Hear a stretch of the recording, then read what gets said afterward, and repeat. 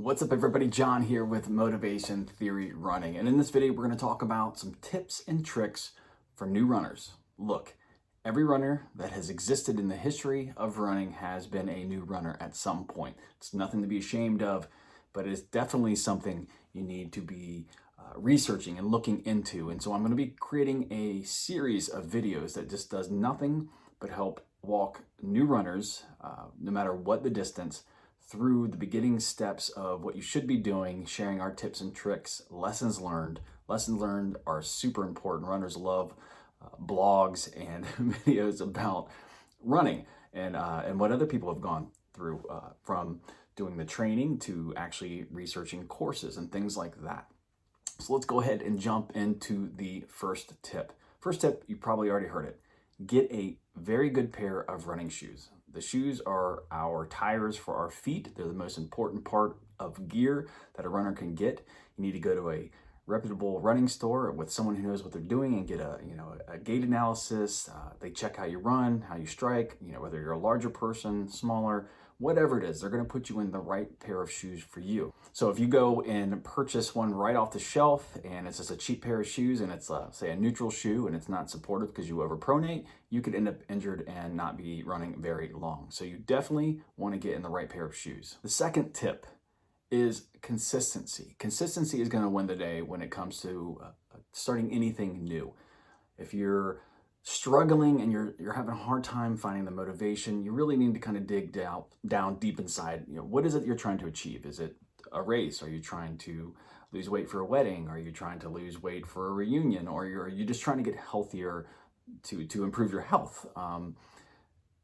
That's the intrinsic part of it that you're going to have to figure out. And there's extrinsic stuff like getting medals and awards and camaraderie, running with other people. If you have a friend who wants to do it, there's kind of rewards for that. But deep down inside, you're really going to have to figure out what it is that kind of makes you tick, what's going to make you get up every day and push forward. So any progress you do is going to be good progress. So you have to build that momentum to help you with the motivation part of this, because you're gonna go through highs and lows. And I talk about weight loss with running quite often, and I'll link a video at the end of this video that talks about running and weight loss. But you're gonna go through periods where you're stagnant. You're gonna have to switch things up, and you're gonna have to get through the hard parts where you're not seeing a ton of progress. So you're gonna have to dig down deep inside and find that. Third tip. This is an important one. You don't often hear this. Pick up some lube. Now, hear me out.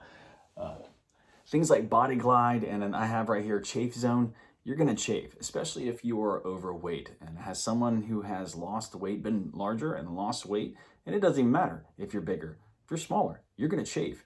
If you have parts of your body that touch, especially during this hot season, the salt builds up, you're gonna chafe under your arms, you're gonna chafe between your legs, all your nether regions that touch. Anything that jingles or jangles or touches is going to chafe. And you don't wanna find out the hard way, because I have, and most every runner has. Pick up some chafing, Body Glide or Chafe Zone or whatever it is, Vaseline, whatever it is, and use liberally. No, seriously, use liberally. You don't wanna find this out the hard way. You'll find out if you miss a spot. The shower will let you know after your run. Fourth tip's very important. Start a training log, whether or not it's on Strava, if you have a running watch or anything like that.